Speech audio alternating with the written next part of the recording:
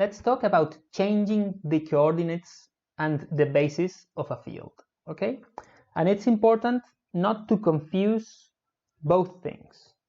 So I think I have insisted by now a lot.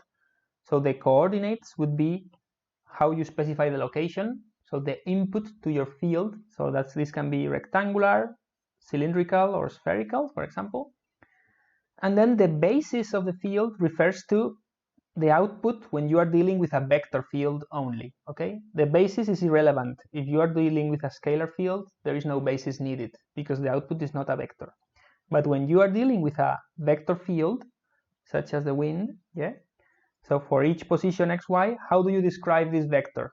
In which basis are you going to write this vector, okay? So you can, for example, change the coordinates to polar. So you can keep this as rho and the angle phi.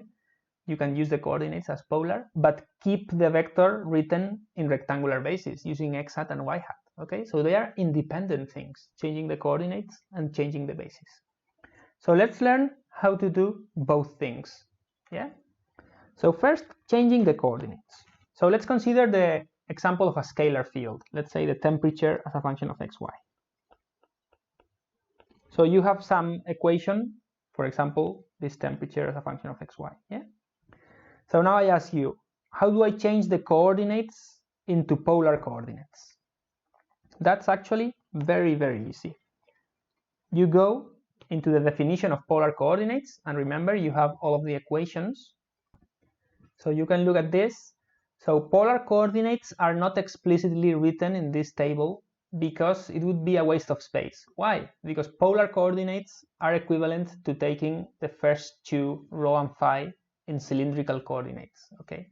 So always the first two equations, both in coordinates and in unit vectors, correspond to polar coordinates in 2 dimensions, okay? So in this table, I only provide the 3-dimensional systems because for polar coordinates, you can just look at the first two elements in cylindrical. Anyway, so you know how to change from polar to rectangular coordinates by using these equations. X equals rho cosine phi and y equals rho sine phi. Okay, so let's just substitute.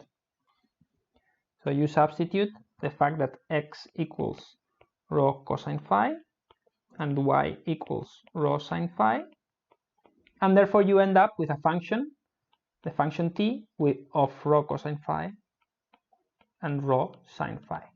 So wherever an x appeared in the output, you put rho cosine phi, and wherever there was a y in the output, you put rho sine phi. Yeah.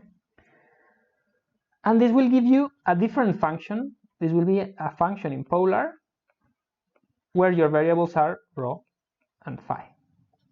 Okay, so I know this notation might be confusing, so let me do an example. Okay, so let's say you have your function, and then instead of calling it t, let's call it now f of xy. And let's say that this function is the following: the exponential of minus x squared minus y squared divided by the square root of x squared plus y squared. Okay, this is a scalar field. For every position xy, we have a value. It could be the temperature of whatever. So we want to convert it into polar coordinates. So what do? We substitute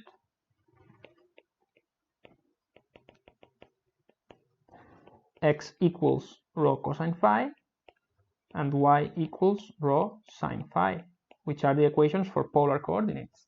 And we end up with our function f of rho cosine phi, rho sine phi, which is equal to exponential of minus rho cosine phi squared minus rho sine phi squared divided by the square root of rho cosine phi squared plus rho sine phi squared. Okay, so everywhere where there was an x, I put rho cosine phi, and everywhere that there is a y, I put rho sine phi. So now this is a new function, which actually we can simplify greatly thanks to the property that cosine squared plus sine squared equals 1. So you can actually realize that this can be written as e to the minus rho squared divided by rho, actually, right? So you can see that a function that looked relatively complicated in rectangular coordinates, it now looks very simple in polar coordinates. And that's because this function, this scalar field, had a symmetry of rotation around the z-axis. That's why it takes a very beautiful form in polar coordinates. So now this is a function of rho and phi. Actually, it's only a function of rho in this case, but in general, it would be a function of rho and phi. And this function, we can call it f in cylindrical, in polar, sorry, f polar. So in practice, notice that this function gets the first argument, raises to a square, and does an exponential of that.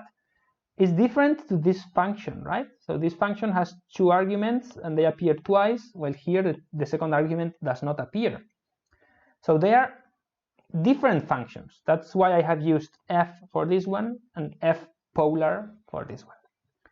But normally when we are doing problems and when we are talking, we don't bother writing polar.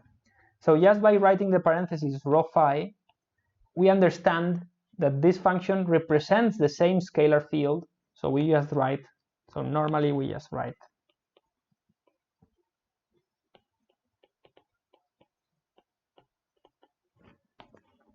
f of rho phi. Okay, so we distinguish f of xy and f of rho phi. We say that they are the same scalar field because they physically represent the same object. Yeah, so if you plot it, it's the same physical reality. And therefore we use the same symbol f, even though they actually have a different shape in the equation. So if you are a pure mathematician, call it differently, use f polar. But as physicists, we normally just use the same f, and just by using the variables xy or the variables rho phi, we know which one, we know what we are talking about, okay? So changing coordinates is very easy. You just have to substitute the coordinates. Now, a bit more complicated is changing the basis.